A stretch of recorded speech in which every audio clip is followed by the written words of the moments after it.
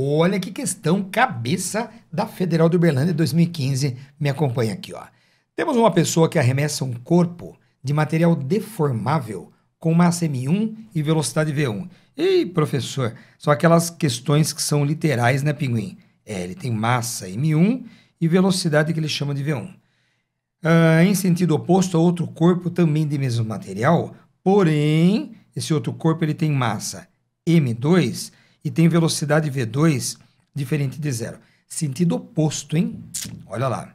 Considerando que M2 é M1 sobre 4, os dois corpos se chocam frontalmente numa colisão que ele chama de perfeitamente inelástica. O que quer dizer isso, professor? Quer dizer que as partículas, os corpos, colidiram, deformaram e não houve uma restituição total. Deformou e ficou preso. Significa que eles ficam juntos depois da colisão, tá? É isso que acontece. Muito bem, professor. Muito bom. Legal. Só que eles param imediatamente após o choque, né? Colisão inelástica e a velocidade final do bloco 2 é igual à velocidade final do bloco 1. Só que como ele falou que eles param, essas duas velocidades são nulas. Na situação descrita, a relação entre os módulos das velocidades iniciais dos corpos, qual é? Que matéria é essa, professor? Isso aqui é colisão. Muito bem, Pinguim, é colisão. É lógico que é colisão. Mas isso é sistema mecanicamente isolado. Faz parte de quantidade de movimento, dinâmica impulsiva, entendeu? E num sistema mecanicamente isolado, a quantidade de movimento total, vetorialmente falando, do sistema logo depois da colisão é igual à quantidade de movimento total, portanto, do sistema logo antes da colisão. Como a colisão se dá numa reta, eu posso simplesmente tirar os vetorzinhos daqui de cima e tratar o problema como escalar. Veja, antes da colisão eu tinha um corpo de massa M1.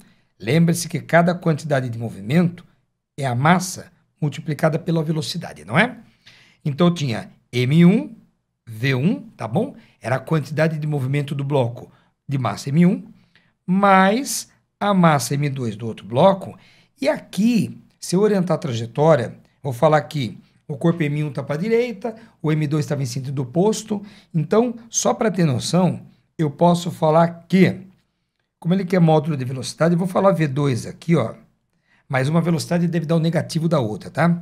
E depois da colisão é tudo zero. Por que, Pinguim?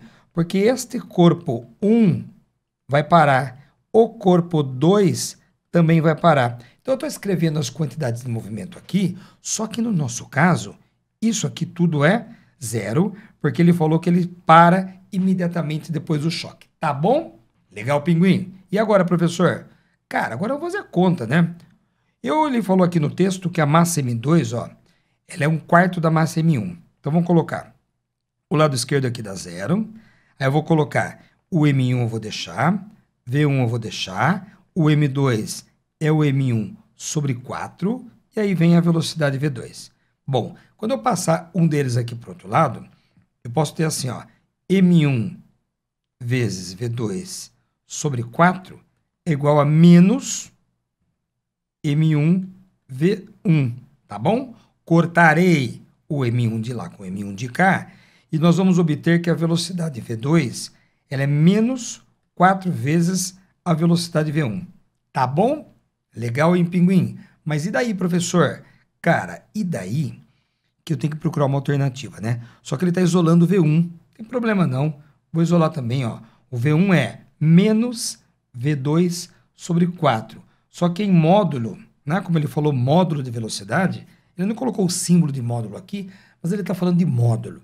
O que eu obtive foi isso aqui de maneira escalar. Mas em módulo você tira o sinal, que o V1 é 1/4 do V2. Então é a alternativa B de bola. Tranquilos? Beleza? Uma questão de um assunto amigão. Um assunto que cai bastante, hein? Colisão inelástica. Na verdade, qualquer tipo de colisão conserva-se a quantidade de movimento do sistema. Belezinha?